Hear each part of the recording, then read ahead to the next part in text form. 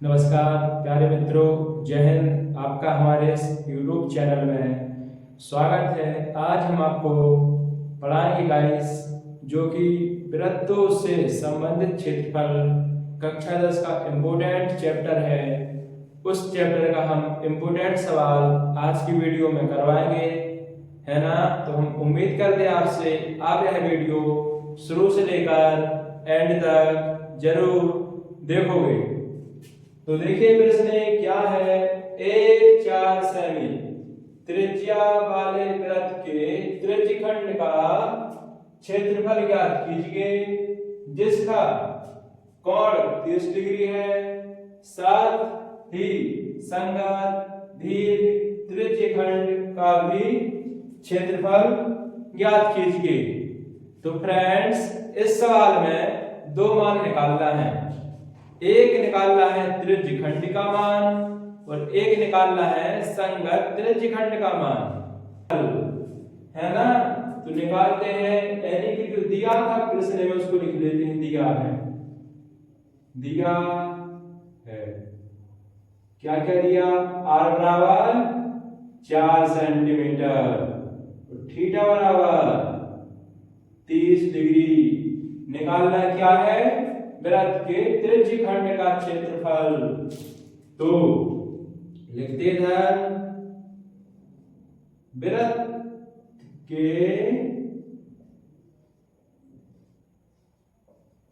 त्रिज्यखंड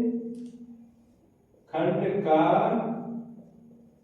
क्षेत्रफल क्या होता है फॉर्मूला, थीटा बटे 360 गुणे पाई आर स्क्वायर। इसमें हम क्या रख देंगे, मान रख देंगे। तो देखो थीटा का मान क्या है, 30 डिग्री बटे 360। पाई का मान रखेंगे नहीं, गुणे आर की वैल्यू है 4 स्क्वायर, तो 4 गुणे के 4, है ना। इसको आगे सॉल्व करते हैं।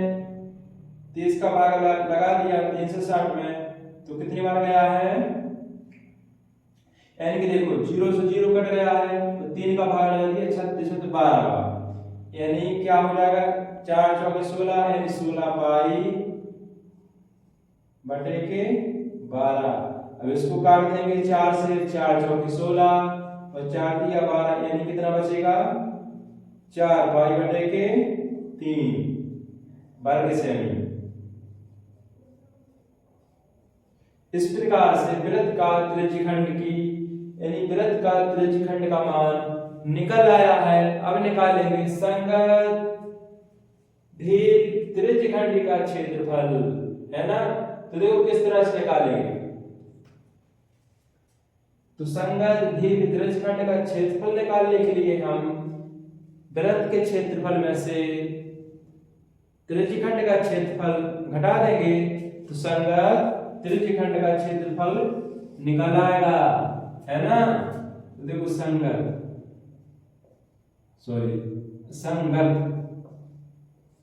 शॉर्ट में लिख लेते हैं, त्रिज्यखंड का क्षेत्रफल बराबर वृत्त के क्षेत्रफल में से हम त्रिज्यखंड का क्षेत्रफल घटा देंगे, शॉर्ट में लिख लेते हैं वृत्त, इसका क्षेत्रफल माइनस